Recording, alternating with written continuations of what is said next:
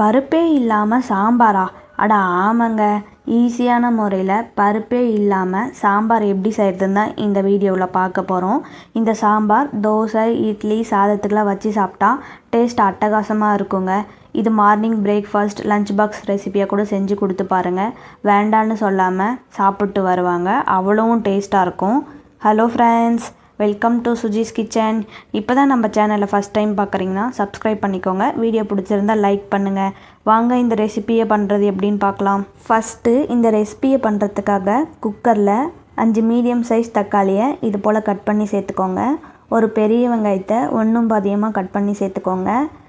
10 பல் பூண்டு சேர்த்துக்கோங்க. கூடவே அரை டேபிள் ஸ்பூன் அளவுக்கு உப்பும் சேர்த்துக்கோங்க. காரத்துக்காக 3 பச்சை மிளகாவை சேர்த்துக்கலாம். எந்த அளவுக்கு காரம் தேவைப்படுதோ அந்த அளவுக்கு பச்சை மிளகாவை சேர்த்துக்கோங்க. கூடவே 1/4 டேபிள் ஸ்பூன் அளவுக்கு சாம்பார் பொடி சேர்த்துக்கலாம். 1/4 டேபிள் ஸ்பூன் அளவுக்கு மஞ்சள் பொடியும் சேர்த்துக்கலாம். தக்காளி, வெங்காயம்லாம் நல்லா வெந்து வரத்துக்காக தண்ணி சேர்த்துக்கலாம். 2 டம்ளர் அளவுக்கு தண்ணி சேர்த்துக்கோங்க. பெரிய வெங்காயம் சேர்க்குறதோட சின்ன வெங்காயம் சேர்த்தா நல்லாயிருக்கும். சின்ன வெங்காயம் ஒரு 10 அளவுக்கு சேர்த்துக்கோங்க. தண்ணி சேர்த்ததும் 1/4 டேபிள் ஸ்பூன் அளவுக்கு சீரகம் சேர்த்துக்கோங்க. சீரகம் சேர்த்து சாம்பார் வச்சா டேஸ்ட் அட்டகாசமாக இருக்கும். சீரகத்தை சேர்த்ததும் ஸ்டவ்வை ஆன் பண்ணிவிட்டு குக்கர் மூடி போட்டு ஒரு 4 விசில் விட்டு எடுத்துக்கோங்க. 4 விசில் வந்துருச்சு. விசில் அடங்கினதும் குக்கரை ஓப்பன் பண்ணி பாருங்கள். தக்காளி நல்லா வெந்து வந்திருக்கும். பாருங்கள், இந்தளவுக்கு தக்காளி வெங்காயமும் நல்லா வெந்து வந்ததும் அதில் இருக்கிற தண்ணியை ஒரு கப்பில் மாற்றிக்கலாம்.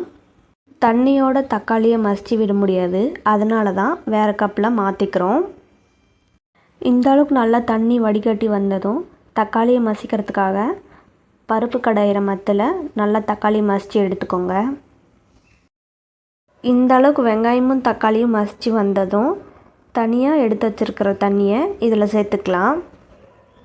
சேர்த்து நல்லா ஒரு டைம் மிக்ஸ் பண்ணி விட்டுக்கோங்க. பருப்பே சேர்க்கல, பாருங்கள் எந்த அளவுக்கு பருப்பு சேர்த்த மாதிரி வந்திருக்கு. இதுதான் கரெக்டான கன்சிஸ்டன்சி. இந்த ஸ்டேஜில் வீட்டிலே தோசை மாவு அரைச்சி வச்சுருப்பீங்களே, அதில் 1/4 கப் அளவுக்கு தோசை மாவு சேர்த்துக்கோங்க. தோசை மாவு சேர்த்ததும் நல்லா மிக்ஸ் பண்ணி விட்டுக்கோங்க.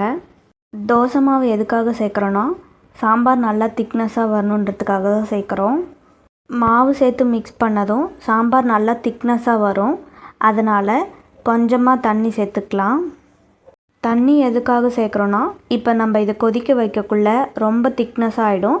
அதனால் கொஞ்சம் அளவுக்கு தண்ணி சேர்த்துக்கலாம். தண்ணி சேர்த்து நல்லா மிக்ஸ் பண்ணதும் இப்போ நம்ம சாம்பாரை தாளிப்பு போட்டு கொதிக்க வச்சுக்கலாம். அதுக்கு மண் சட்டியில் தேவையான அளவுக்கு எண்ணெய் சேர்த்துக்கோங்க.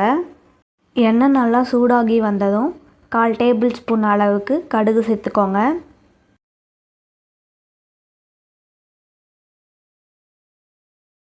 கடுகு ஓரளவுக்கு பொரிஞ்சு வந்ததும் ஒரு கொத்து கருவேப்பிலையை சேர்த்துக்கலாம். கருவேப்பிலை நல்லா பொரிஞ்சதும் ஒரு டைம் நல்லா மிக்ஸ் பண்ணி விட்டுக்கோங்க. கருவேப்பிலை நல்லா பொரிஞ்சு வந்ததும் இந்த ஸ்டேஜில் நம்ம பெருங்காயத்தூளை சேர்த்துக்கலாம். சாம்பாரில் பெருங்காயத்தூள் சேர்த்துனிங்கன்னா சாம்பார் நல்லா டேஸ்ட்டு தரும். பெருங்காயத்தூள் சேர்த்ததும் இப்போ நம்ம இதில் சாம்பாரை சேர்த்துக்கலாம். சாம்பாரை சேர்த்ததும் ஒரு முறை நல்லா மிக்ஸ் பண்ணி விட்டுக்கோங்க. இது 10 நிமிஷம் ஹை ஃப்ளேமில் வச்சு நல்லா கொதிக்க வச்சு எடுத்துக்கோங்க. பாருங்கள், இந்த அளவுக்கு நல்லா கொதித்து வந்ததும் கடைசியாக ஸ்டவ்வை ஆஃப் பண்ணிவிட்டு பொடி பொடியாக நறுக்குன மல்லித்தழையை சேர்த்துக்கோங்க. சேர்த்து ஒரு முறை நல்லா மிக்ஸ் பண்ணி விட்டுக்கோங்க. பாருங்கள், சாம்பார் கொதித்து நல்லா வந்திருக்கு. இட்லி, தோசைக்கு இந்த சாம்பாரை வச்சு சாப்பிட்டு பாருங்கள். டேஸ்ட் அட்டகாசமாக இருக்கும். சாம்பாரே பிடிக்காதவங்களுக்கு கூட இந்த மாதிரி ஸ்டைலில் சாம்பார் செஞ்சு கொடுத்து பாருங்கள். வேண்டான்னு சொல்லாமல் திரும்ப திரும்ப கேட்டு வாங்கி சாப்பிடுவாங்க. அவ்வளவும் டேஸ்ட்டாக இருக்கும்.